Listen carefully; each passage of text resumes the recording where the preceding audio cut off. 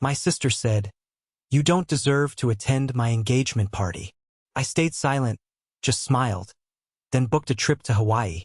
A week later, her big day collapsed, and my phone blew up with calls. "Hello everyone. Come on in and get comfortable." It's been a while since I've talked about this, but I think it's time. Some stories just need to be told, you know? My name is Leo, and my story starts on what should have been just another Tuesday in my Nashville office. The afternoon sun was slanting through the big windows, dust motes dancing in the light. I was an architect, and my desk was a controlled chaos of blueprints, swatches of fabric, and half-empty cups of coffee. For the last 3 months, my life had been consumed by one project, a project I'd poured my whole heart into. Not for a client, but for my little sister, Chloe. She was getting engaged, and I wanted to give her the world. As her big brother, that's all I'd ever wanted. And since my world was one of design and structure, I decided to give her the most beautifully designed engagement party Nashville had ever seen. I waived my fee, of course. This was family. I spent nights, long after my regular work was done, sketching 3D models of the rooftop venue we'd chosen. I pictured everything: the string lights twinkling against the city skyline, the scent of magnolias and roses from the floral arrangements I was designing with Brian Walsh, a florist I'd worked with for years. I wanted it to be perfect, a blend of rustic Tennessee charm and modern elegance. I remember tracing the lines of a custom-built sweetheart table on my screen, smiling to myself. I'd called in favors, getting Mr. Ortiz, the notoriously strict venue manager, to agree to let us hang a floral chandelier right over the dance floor. I'd spent hours on the phone with Mrs. Morgan from the catering company, debating the merits of mini hot chicken biscuits versus shrimp and grits shooters. Every detail, from the linen napkins to the font on the place cards, had my fingerprints all over it. I was tired, sure, but it was a happy tired. It was the exhaustion that comes from creating something beautiful for someone you love. That afternoon, I was just finalizing the lighting plan, making sure the glow would be warm and flattering as the sun went down. My phone buzzed on the desk beside a stack of invoices. I glanced at it, expecting a confirmation from a vendor, but it was a text from Chloe. My heart did a little flip, thinking maybe she was sending another excited message about the dress she'd chosen. I picked it up, a smile already on my face, and then I read the words, "Leo, Derek and I have talked.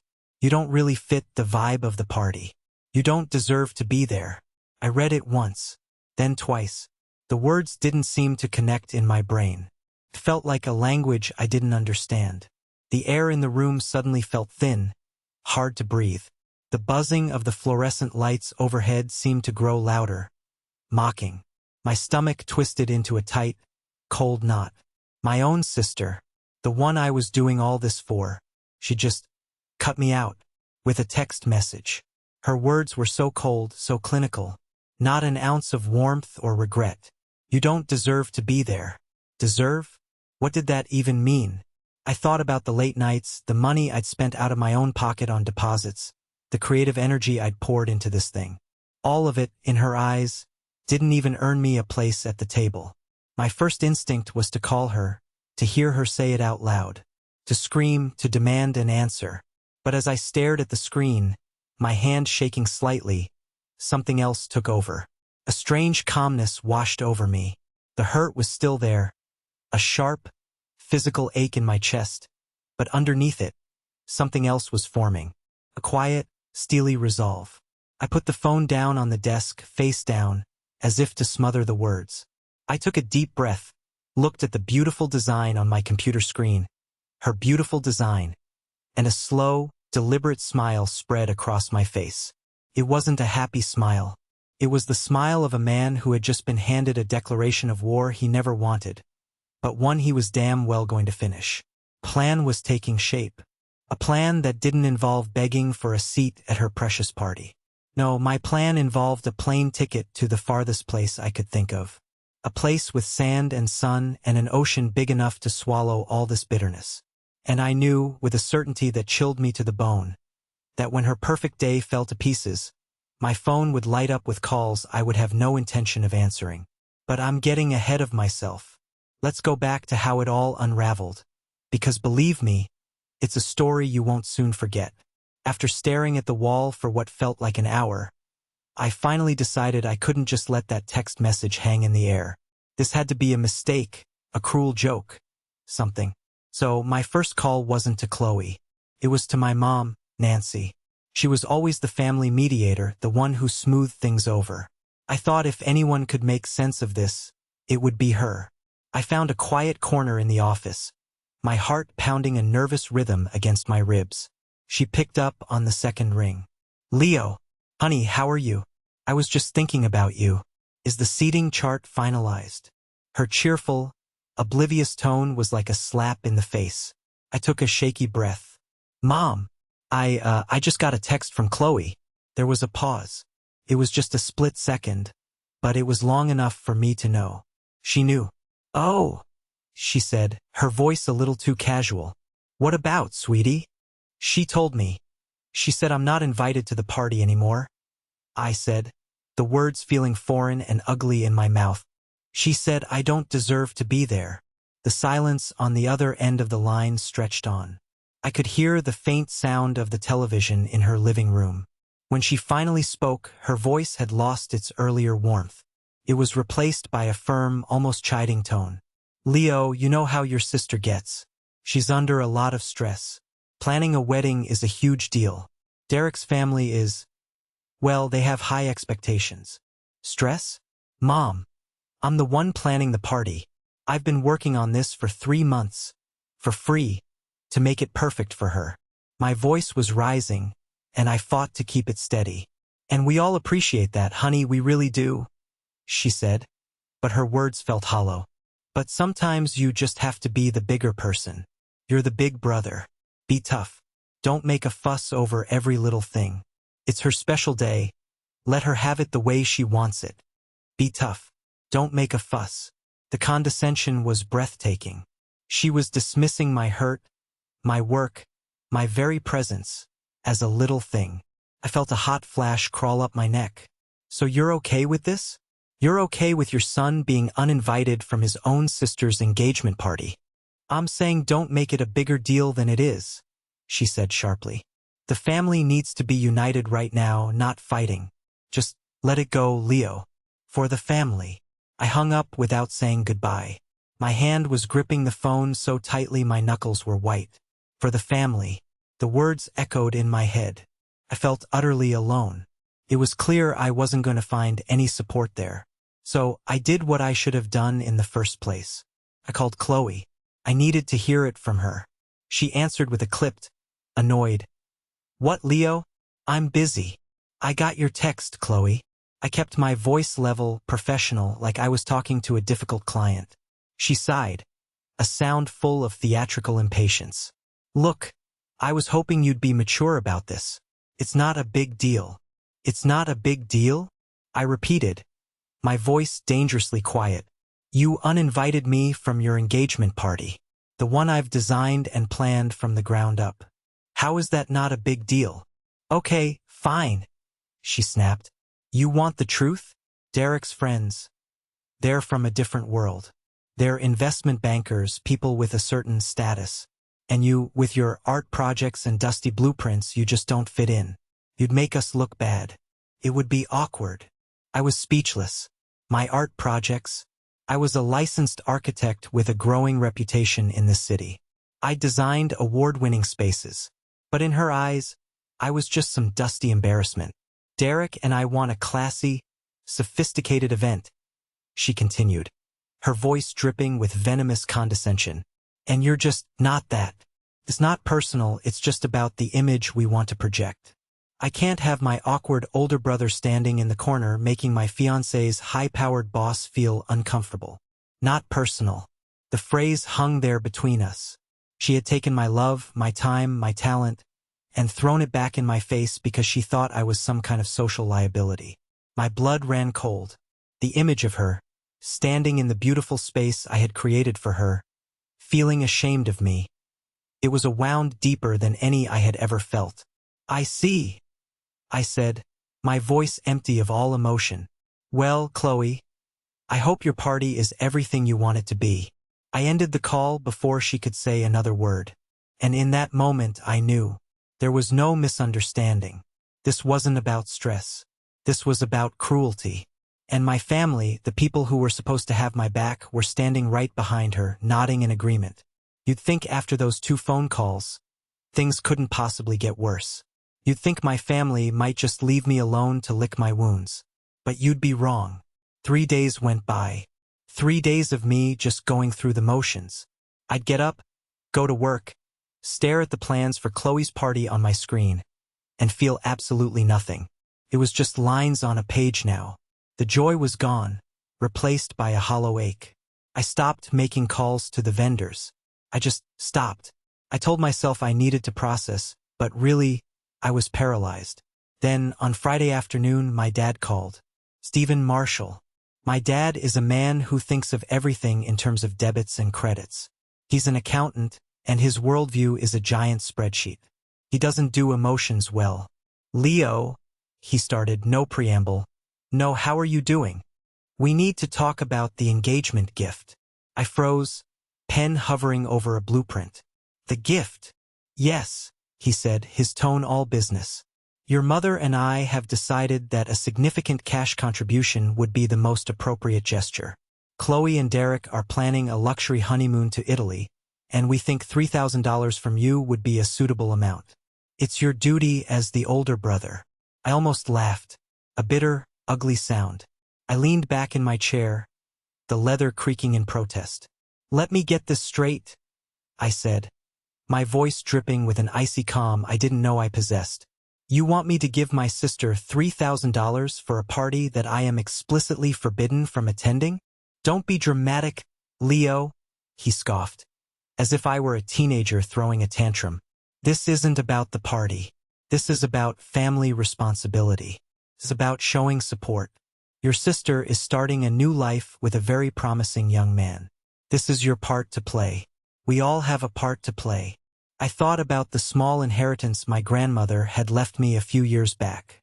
Not a fortune, but enough to give me a little security. And my parents knew about it. The timing of this request felt predatory. It wasn't just a gift. It was an obligation they were trying to enforce. Dad, I said, my voice flat, I've done my part. I've given 3 months of my life, my professional expertise which would have cost them a 5-figure sum, and my own money for their party.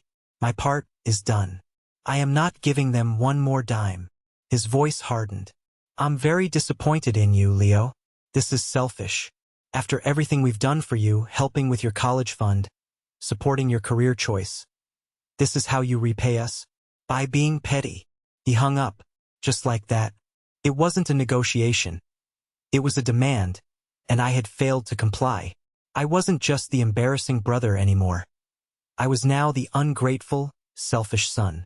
The weight of it all was crushing. They weren't just pushing me out. They were trying to squeeze every last drop out of me before they did.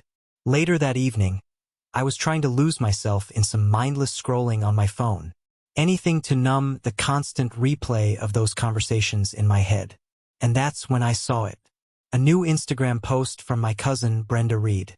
The photo was a group of them, all grinning, raising champagne glasses under the trendy neon lights of a bar called the Starlight Lounge. There was Chloe, looking radiant. There was Derek, his arm possessively around her. And a dozen of their friends. The caption read, "Celebrating our beautiful bride-to-be. Best bachelorette party kickoff ever. Love you, Chloe and Derek." My stomach plummeted. Not only was I uninvited from the engagement party, I'd been erased from everything. Every celebration, every moment.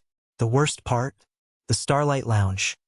It was a new, exclusive rooftop bar that was nearly impossible to get into. I had used my professional connections, pulled strings with the owner who was a former client, just to get them a reservation for what Chloe had told me was a small dinner with her bridesmaids. It was supposed to be my gift to her for that part of the celebration. And she'd taken it, used it, and then held the party without me. Every smiling face in that photo felt like a personal betrayal. I sent Brenda a quick, simple message, my fingers fumbling on the screen. "Hey, saw your post. Looks fun. Was I supposed to be there?" Her reply was almost instant, and its casual cruelty took my breath away. "Oh, hey Leo. It was just a last-minute thing. Didn't think you'd care. Didn't think I'd care." I closed the app. The phone felt heavy and cold in my hand. They didn't just not want me there. They had completely forgotten I existed. Or worse, they just didn't care. I was a tool to be used for my skills, my connections, my money, and then discarded when I was no longer convenient. The last bit of hope I had that this was all some horrible misunderstanding evaporated. This was intentional. This was systematic. And I was done being their doormat. The next morning, I woke up feeling like I had a hangover, but I hadn't touched a drop of alcohol. It was the emotional exhaustion, the kind that settles deep in your bones and makes every movement feel heavy. I knew I couldn't stay locked in my apartment, stewing in this toxic mix of anger and hurt. I needed to talk to someone who was actually on my side. So I called Sam. Sam Fisher has been my best friend since college. He's a freelance journalist, sharp and cynical and fiercely loyal. If my family was a cold front of judgment, Sam was a warm bonfire of righteous indignation. We met at our usual spot, a worn-down coffee shop halfway between our apartments that smelled of roasted beans and old books. I slid into the booth, dropped the thick folder of party documents onto the table with a thud, and just let it all out. The text message, the phone call with my mom, my sister's cruel words about me being an embarrassment, my dad's demand for $3,000, the Instagram post. I told him everything, my voice low and steady, but fueled by a white-hot anger that had been simmering for days. Sam just listened. He didn't interrupt. He just nodded, his eyes narrowing as he sipped his black coffee. When I finally finished, the whole sordid tale hanging in the air between us, he leaned forward, his expression grim. "Leo," he said, his voice quiet but intense, "I'm going to ask you a question, and I want you to be honest. Why are you still doing any of this? Why haven't you burned that entire folder and walked away?" I hesitated. The thought had crossed my mind, of course, but it felt drastic, unthinkable. "They're my family, Sam," I mumbled, even though the words tasted like ash in my mouth. "You don't just walk away from family." "The hell you don't," he shot back, his voice rising a little, causing a woman at the next table to glance over. "They walked away from you. They used you, insulted you, humiliated you, and tried to bill you for the privilege. That's not family, man. That's a toxic waste dump." He jabbed a finger at the folder on the table. "Open it up. Go on." I reluctantly opened the folder. Inside were copies of all the agreements, the work orders, the confirmations. My careful handwriting was in the margins of every page. "Whose name is on those contracts?" Sam asked, his eyes boring into me. "Who is personally and professionally liable if a vendor doesn't get paid? Who did Mr. Ortiz and Mrs. Morgan make their agreements with?" A slow realization began to dawn on me. "Me," I whispered. "My name is on all of them." "Exactly," Sam said, a grim smile playing on his lips. "You're sitting here feeling powerless, like they hold all the cards. But you're wrong, Leo. You've been so busy trying to prove you're worthy of their love that you haven't realized one crucial thing." He leaned in closer. "You hold all the power. You built this entire thing from the ground up. You're the foundation. And what happens when you pull the foundation out from under a house? It collapses," I said, the words sending a thrilling, terrifying shiver down my spine. "It collapses," he repeated, nodding slowly. "You don't owe them a thing. You don't have to scream or fight or beg. You just stop. You step back. And you let them deal with the mess they created." His words were like a key turning in a lock I didn't even know was there. I had been so focused on the emotional pain that I hadn't considered the practical, logistical reality of the situation. I wasn't just the uninvited brother. I was the project manager, the sole point of contact, the architect of the entire event. Without me, it wasn't just a party without a guest. It was a project without a leader. I looked down at my name, signed in black ink on a contract with the venue. Leo Marshall. It looked different now. Stronger. I felt a rush of clarity, a fog of hurt and obligation lifting from my mind. I wasn't gonna let them walk all over me anymore. I looked up at Sam, and for the first time in days, I felt a genuine smile, albeit a cold one, touch my lips. "You're a genius, Sam," I said. He just grinned. "No, I'm just a friend who's tired of seeing good people get treated like dirt. Now, what are you going to do about it?" Leaving the coffee shop, I felt like a different person. The weight that had been pressing down on my chest was gone, replaced by a surge of adrenaline and a chilling sense of purpose. I walked back to my office not with the slumped shoulders of a victim, but with the determined stride of a man on a mission. Sam hadn't just given me advice. He had given me permission to fight back in the only way that would truly matter. I sat down at my desk, the afternoon light now casting long shadows across the room. I didn't hesitate. I pulled up my email, my fingers flying across the keyboard. I drafted 3 separate emails, one for each of the main vendors. Mr. Ortiz at the venue, Mrs. Morgan for the catering, and Brian Walsh, the decorator. The wording was crucial. I kept it professional, polite, and devastatingly final. To Mr. Ortiz, I wrote, "Dear Mr. Ortiz, please be advised that effective immediately, I will be stepping back from my role as the planner and primary contact for the Marshall engagement party on the 21st. Due to unforeseen personal circumstances, I am no longer involved with the management of this event. All future communications, logistical questions, and final confirmations will need to be directed to my sister, Ms. Chloe Marshall. Her contact information is attached. Thank you for your understanding. Sincerely, Leo Marshall." I copied and pasted the same basic template for the other 2, changing only the names. I didn't offer explanations. I didn't apologize. I simply and cleanly severed the ties. It was like performing surgery, a precise cut to remove a toxic growth. I attached Chloe's phone number and email address to each one. My finger hovered over the send button for a moment. This was it. There was no going back. I took a deep breath and clicked it. 1, 2, 3, done. The silence in my office afterwards was profound. It was the silence of a finished chapter. It didn't take long. Within 15 minutes, my phone rang. It was Mrs. Morgan, the caterer. Her voice was laced with concern. "Leo, I just got your email. Is everything all right? Honey, you're the only one who knows the timeline for the hot appetizers. Your sister won't know what to do." "I'm sure she'll figure it out, Mrs. Morgan," I said, my voice calm. "Thank you for your concern, but my decision is final." Next was a text from Brian Walsh, the decorator. "Leo, you can't be serious. Who's going to supervise the floral arch installation? Your sister thought peonies grew in Tennessee in October." I didn't reply. The most telling response came from Mr. Ortiz.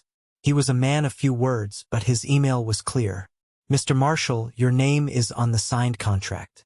You are the responsible party. I trust this will not become an issue." I replied simply, "Mr. Ortiz, I have fulfilled my design and planning obligations.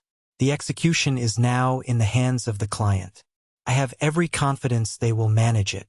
It was a bluff, of course. I had zero confidence. But my name on the contract was for the booking and the deposit, which I had already paid. The final payment and on-site management were now Chloe's problem. With the logistical time bomb set, I moved on to the final phase of my plan. I opened a new browser tab and typed, "Flights to Hawaii." The idea had been a fantasy, a fleeting thought of escape. Now it was going to be my reality. I wasn't just stepping back from their party. I was removing myself from the blast zone entirely. I found a direct flight from Nashville to Honolulu. It departed at 7 a.m. on Saturday, the morning of the party. It was perfect. I pictured myself, sitting on a plane, climbing high above the clouds, while down below, my sister was about to discover what happens when you take the architect for granted. I entered my information, my heart pounding with a wild mixture of fear and exhilaration. My finger hovered over the Confirm Purchase button. This was more than just a vacation. This was a statement. This was me choosing myself, choosing my sanity, choosing freedom. I clicked it. The confirmation page loaded. The email with my itinerary pinged in my inbox. It was real. I was going to Hawaii. I leaned back in my chair and let out a long, slow breath I felt like I'd been holding for months. The strings had been cut, and I was finally truly free. The next few days were strangely peaceful. It was the calm of a decision made, of a path chosen.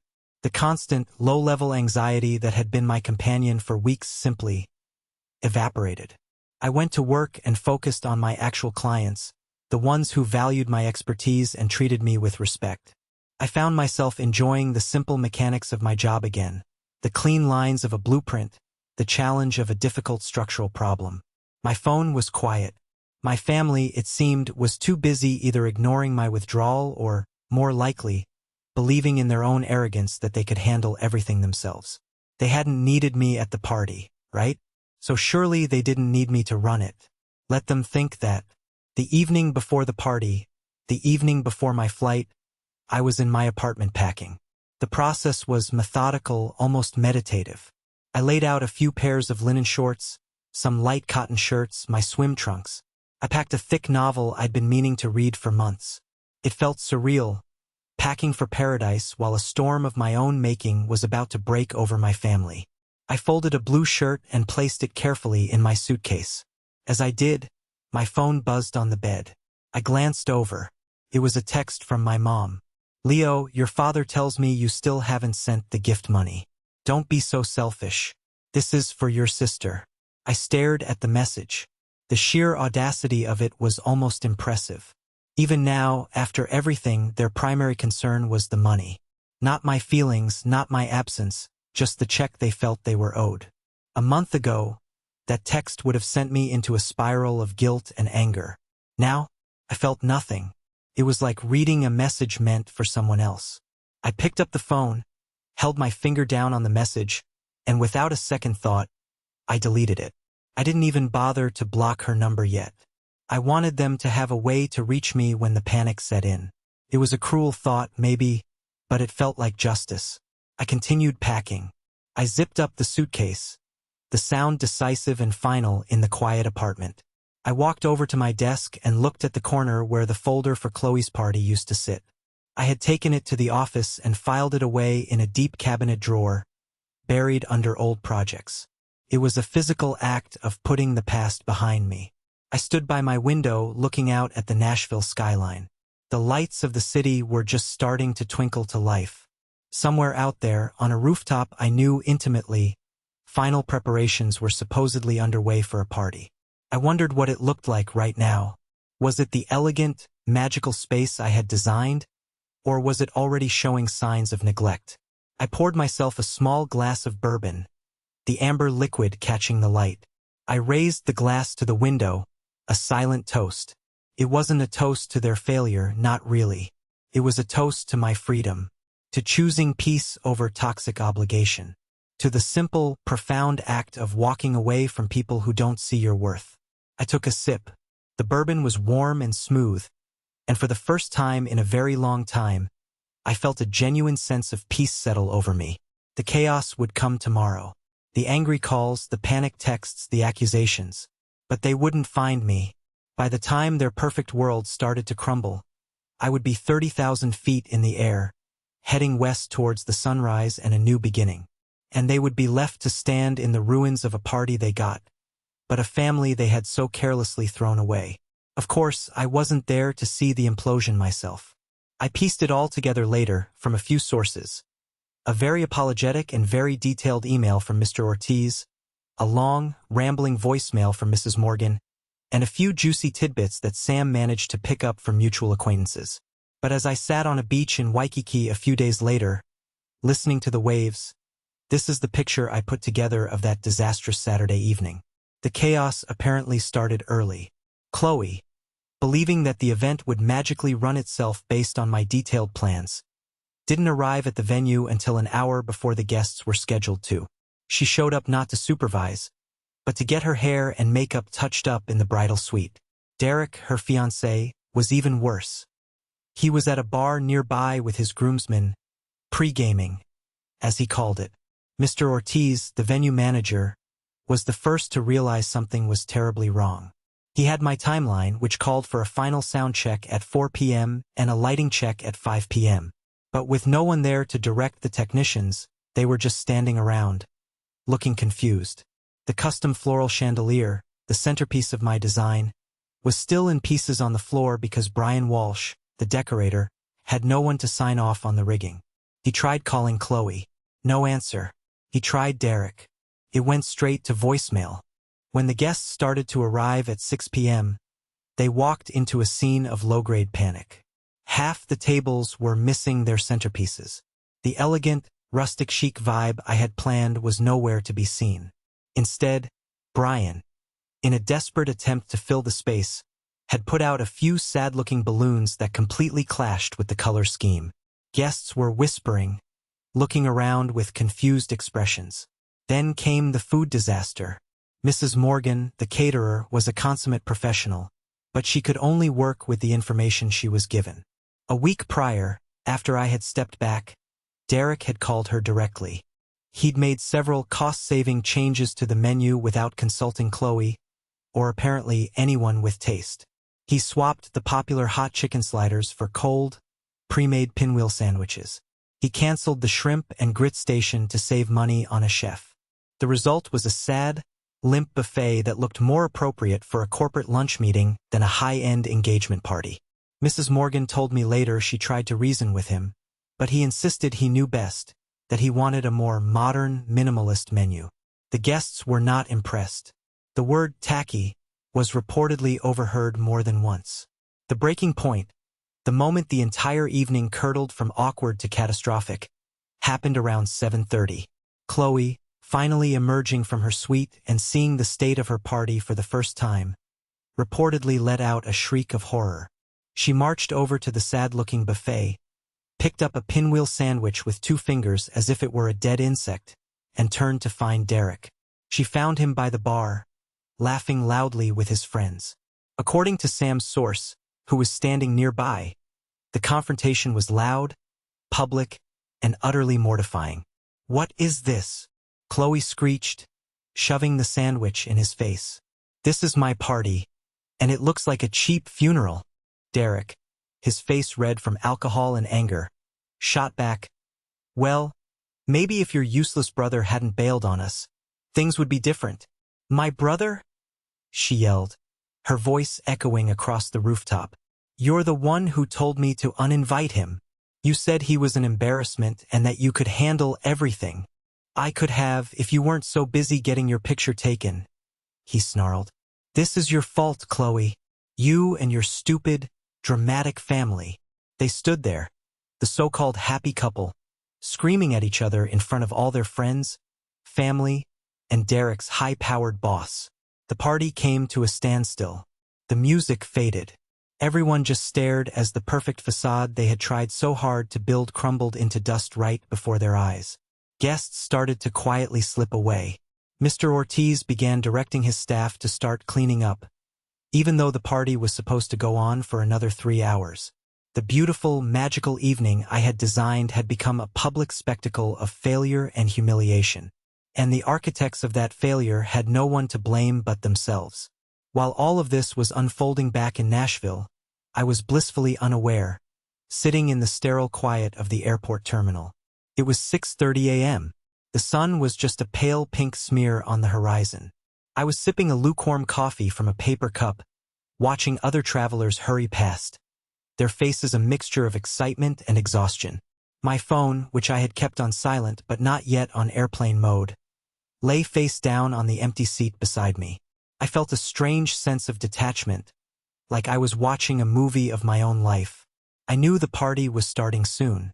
I knew the chaos was likely beginning to bubble, but it all felt a million miles away. Around 6:45, just as they announced pre-boarding for my flight, the phone vibrated. A single, sharp buzz. I glanced at it. A text from my mom. "The party is a mess. Call me now."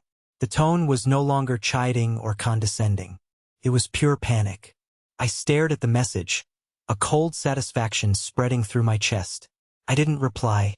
I just watched the screen. A minute later, it buzzed again. "My dad. Leo, where are you? The caterer is saying the order is wrong. Fix this. Fix this. Not please help, but an order." As if I were a disobedient employee. The arrogance was stunning. Then the floodgates opened. The phone began to vibrate continuously, a frantic, desperate dance on the vinyl seat. It was a barrage, a digital assault.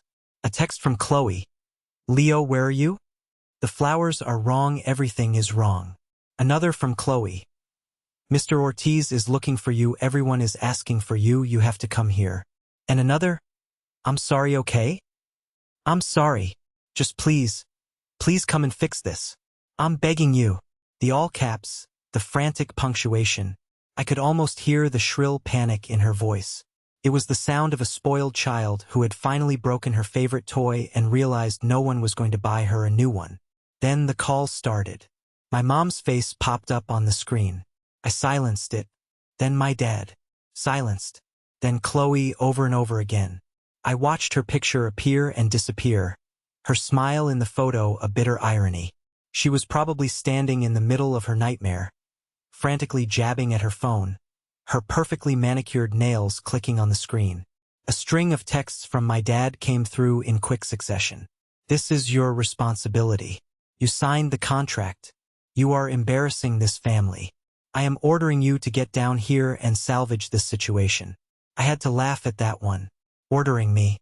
He had no idea I was sitting less than 50 feet from a gate that would take me thousands of miles away from his orders and his disappointment. The announcement for my boarding group came over the loudspeaker. I stood up, grabbing my carry-on bag. The phone was still vibrating, a constant, buzzing testament to their desperation. It was a symphony of consequences. As I walked towards the gate, one last text came through. It was from Chloe. You've ruined my life. I hate you. I stopped for a second, right before the gate agent. I looked down at the message. A week ago, those words would have shattered me. They would have felt like a mortal wound. But now, they were just words on a screen. The pathetic, last gasp tantrum of a person who was finally facing the fallout of her own cruelty. I didn't feel hatred back. I didn't feel anything at all. Just emptiness. The emptiness of a space where a family used to be. I looked up at the gate agent, handed her my boarding pass, and smiled. As I walked down the jet bridge, I took my phone out one last time. I powered it off completely. The screen went dark, and the frantic buzzing finally stopped. I was done. The show was over, and I was leaving the cleanup to them. Thank you for staying with me until now. Please show your support by liking this video and typing 1 in the comments below. It lets me know that you've given me a like and are here with me on this journey. Your encouragement is a huge source of motivation. Comment number 1 below and stay with me as I continue my story. Landing in Honolulu was like stepping into another world. The air was warm and thick with the smell of salt and flowers. As I took the shuttle to my hotel in Waikiki, I kept my phone off. I didn't want to know what was happening back in Nashville. That was the old world. This was the new one. For 3 days, I lived in a state of blissful ignorance. I checked into a small hotel with a balcony overlooking the impossibly blue Pacific. I spent my mornings walking on the beach, letting the warm water wash over my ankles, feeling the tension of the last few months literally dissolve into the ocean. I ate poke bowls from a food truck, read my book under the shade of a palm tree, and just breathed. For the first time in a long time, I wasn't an architect, a son, or a brother. I was just Leo, and it was wonderful. I started to feel the anger and hurt scab over. It wasn't gone, but it was manageable. I thought, okay, this is it. I've survived. I've made my point. Now I can just heal and move on. But my family, I would soon learn, was not done with me yet. On the 4th day, I was sitting on my balcony, watching the surfers ride the waves, when I finally decided to turn my phone back on. I was expecting a flood of angry voicemails and texts. I was prepared for that. What I wasn't prepared for was the message from Sam. It wasn't a text. It was a screenshot of a post from a Facebook group called Nashville Community Forum. The post was from my sister, Chloe. My blood ran cold as I read it. Her profile picture showed her looking sad and demure. The post itself was a masterpiece of manipulation and outright lies. I need to share a very painful story as a warning to others in our community, she began. As many of you know, My fiancé and I recently had our engagement party. Unfortunately, the event was sabotaged from the inside by my own brother, Leo Marshall of Marshall Designs. For months, we believed he was helping us, but it seems he was suffering from a severe mental health crisis, fueled by jealousy over my happiness. He deliberately messed up orders, gave vendors the wrong information, and then disappeared on the day of the event to watch it all burn down. It was a malicious and calculated act that has left my family heartbroken and my professional reputation in tatters. I'm sharing this because I don't want another family to go through what we have. Please be cautious when dealing with him. We are praying he gets the help he so desperately needs. I had to read it 3 times to fully absorb the venom. Sabotaged? Mental health crisis? Jealousy? She had taken the disaster she created and twisted it, painting me as an unstable, vindictive monster and herself as the poor, innocent victim. My hands started shaking. This wasn't just a family squabble anymore. She had used my full name, my business name. She had posted this in a community forum with over 50,000 members. This was a public execution of my character and my career. I scrolled through the comments, my stomach churning. There were hundreds of them. So sorry you went through this, Chloe. Sending prayers. What a monster. I'll be sure to never use Marshall Designs. Thank you for your bravery in sharing this. I hope your brother gets locked up.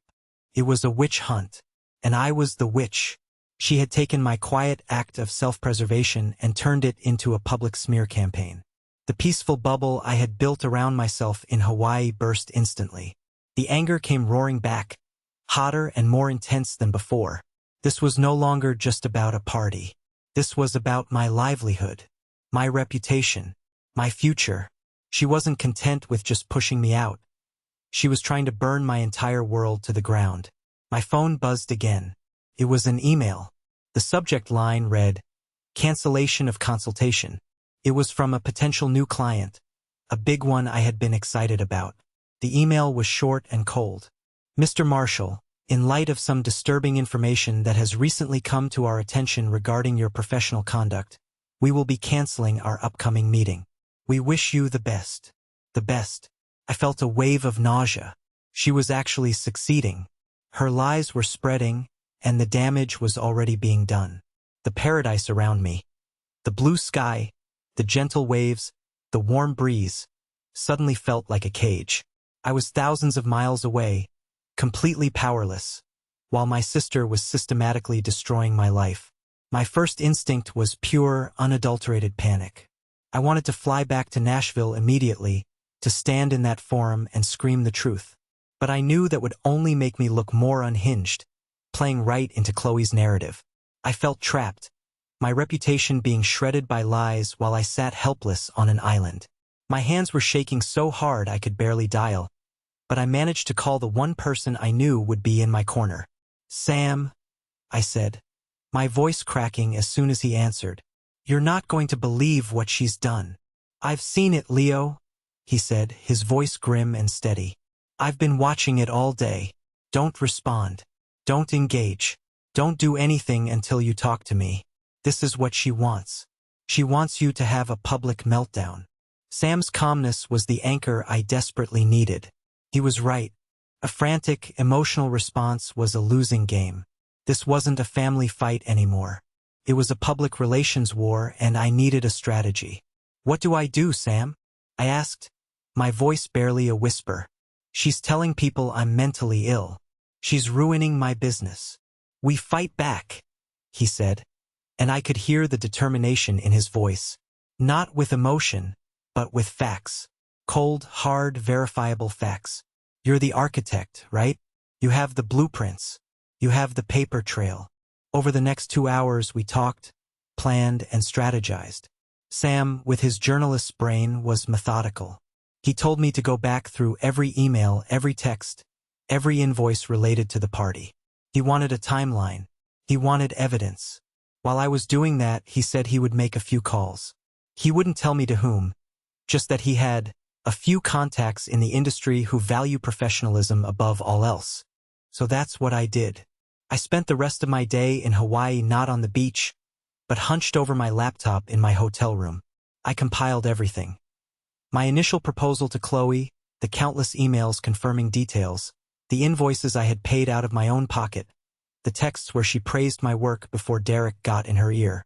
I even found the text where I had sent her the details for the reservation at the Starlight Lounge. It was a mountain of evidence that proved I had been nothing but a dedicated, professional, and loving brother. I sent it all to Sam in a zipped file labeled, The Truth. Meanwhile, Sam was working his magic. He reached out to Mr. Ortiz, Mrs. Morgan, and Brian Walsh. He introduced himself as a freelance journalist working on a story about event planning in Nashville. He didn't even have to mention my name at first. He just asked them about their experience with the Marshall engagement party. He called me back that evening. "It's better than I thought," he said, a note of triumph in his voice. "They're all furious. Not at you, but at your sister and her fiancé. They felt their professional reputations were tarnished by that disaster. They're more than willing to talk, as long as I keep their names out of it to avoid a messy lawsuit." Mr. Ortiz had apparently told Sam, Leo Marshall's plans were meticulous. The failure of that event was a catastrophic failure of on-site management by the client. Mrs. Morgan had detailed how Derek had overridden her professional recommendations and insisted on the cheaper, terrible food.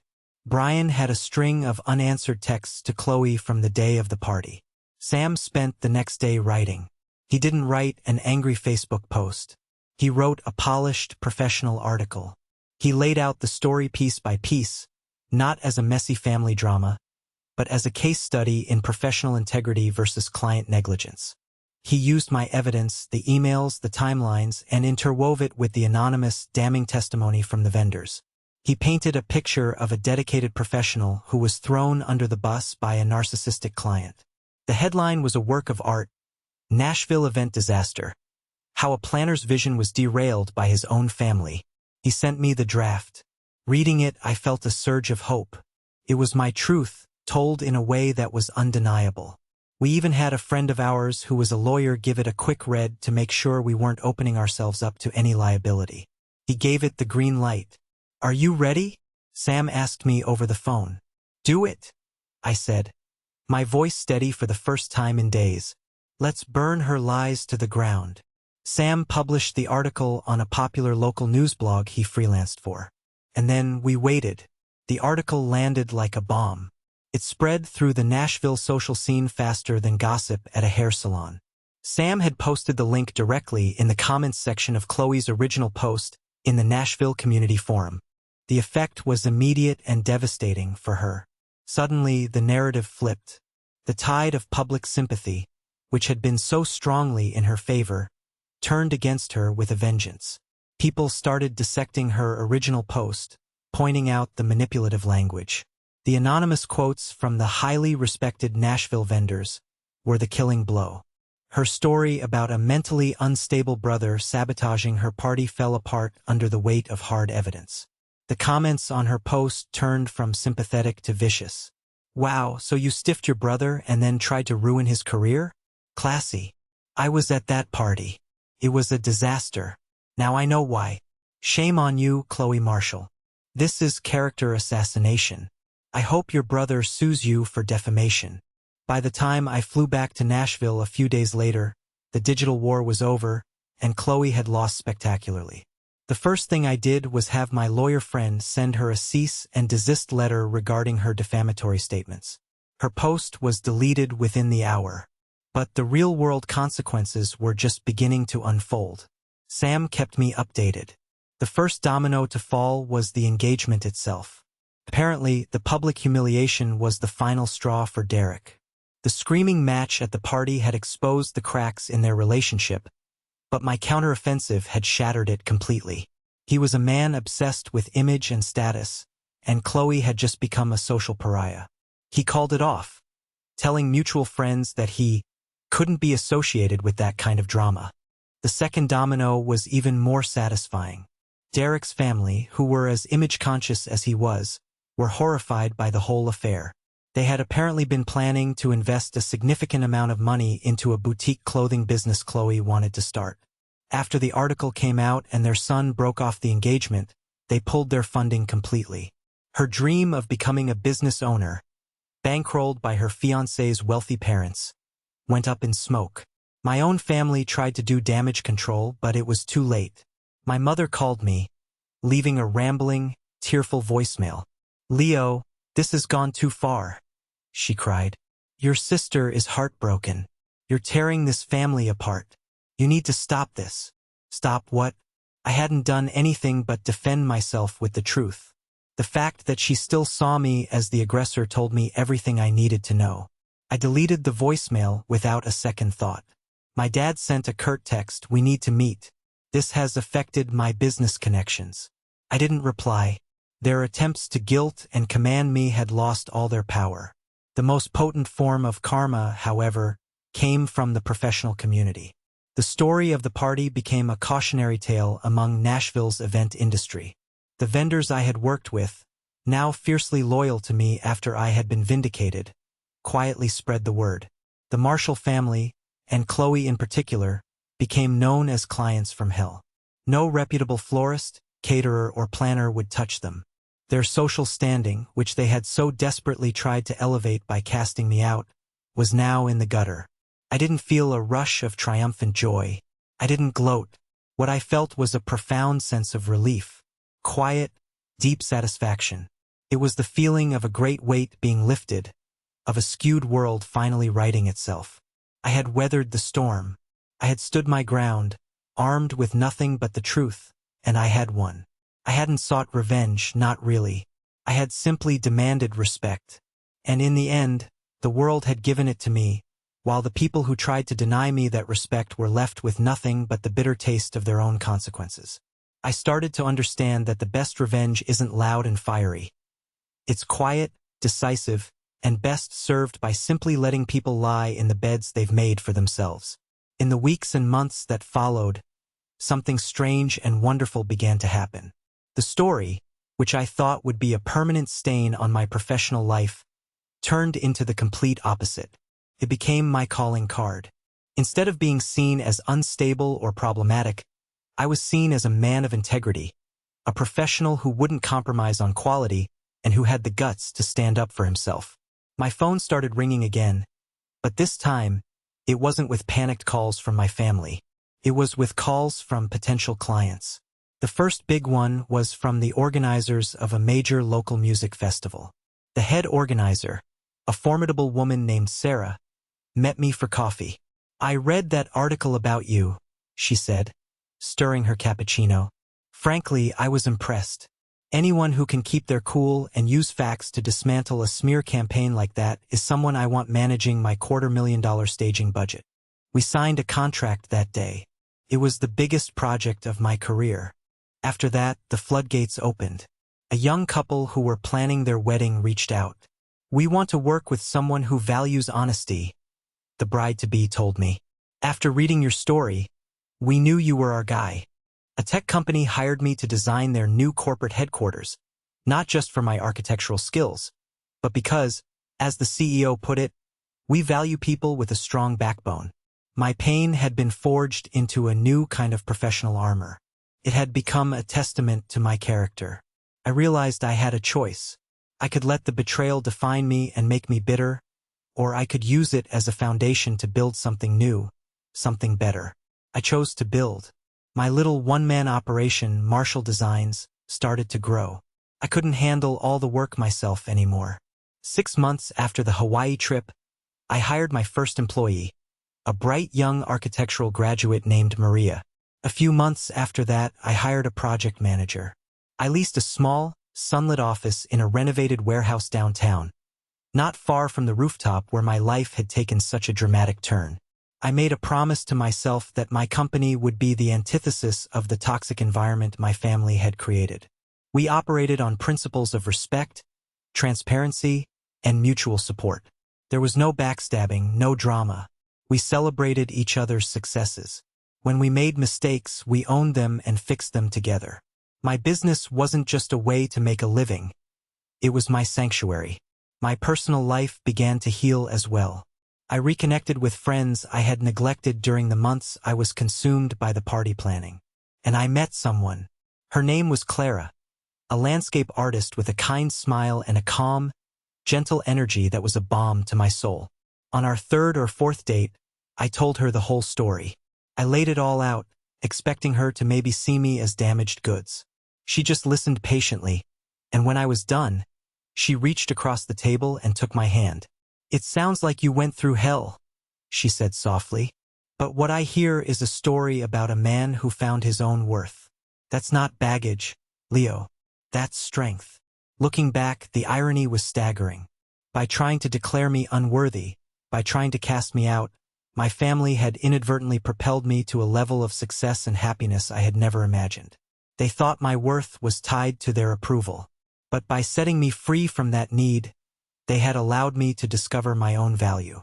I was building a new empire, a professional one built on integrity, and a personal one built on genuine love and respect. And in this new empire, I was the king, and the ghosts of my past were not even allowed at the gates. About a year passed, a year of hard work, healing, and quiet, steady happiness. My firm had just won a prestigious local design award for the music festival staging. My relationship with Clara was the most stable and loving partnership I had ever known. Life was good. It was more than good. It was peaceful. I had completely cut off contact with my parents and sister. Their numbers were blocked. Their letters returned unopened. They were a chapter of my life that was firmly, irrevocably closed. One sunny afternoon, I was on site at our newest project, a sleek, modern boutique hotel being built in the heart of the city.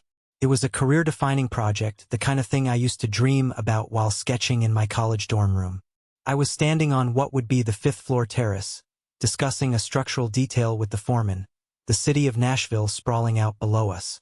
As I gestured towards a support beam, my gaze drifted down to the street below, and that's when I saw her. It was Chloe. I almost didn't recognize her at first. The confident, immaculately dressed social climber was gone. In her place was a woman who looked tired. Her hair was pulled back in a messy ponytail. She was wearing a drab, ill-fitting uniform for a nearby cafe, the kind of place that churns out coffee for office workers. She was carrying a heavy-looking trash bag out to the dumpster in the alleyway. She paused for a moment, pushing a stray strand of hair out of her face, and her shoulders slumped with a weariness that seemed to go soul-deep. The arrogance was gone. The condescension was gone. All that was left was a hollowed-out exhaustion. Our eyes didn't meet. She had no idea I was hundreds of feet above her, watching from the terrace of a building that represented everything I had built since she tried to tear me down. A strange feeling washed over me. It wasn't triumph. It wasn't pity. It wasn't even anger. It was nothing. Just a quiet, detached acknowledgement of a life that was no longer connected to mine. She was just a person on a street, living out the consequences of her choices, just as I was living out the rewards of mine. The foreman asked me a question, and I turned away from the window, back to my blueprints, back to my life. I didn't give her a second glance. The sighting wasn't a dramatic climax. There was no confrontation, no final, cutting words. And in its own way, that was the most powerful ending of all. Her fate, her struggles, her unhappiness. They no longer had any emotional hold on me. She had become irrelevant. As I drove home that evening, the setting sun painting the sky in hues of orange and pink, I thought about the lesson I had learned. I had spent so much of my life believing that family was an unbreakable bond, an unconditional source of love and support. But I had learned the hard way that sometimes family is just the people you happen to share blood with. The real bonds, the ones that matter, are the ones built on respect, on kindness, on mutual appreciation. I had tried so hard to be the perfect brother, the perfect son.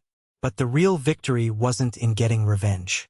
It was in the moment I stopped trying to earn their love and started giving myself my own respect. That's the foundation I built my new life on.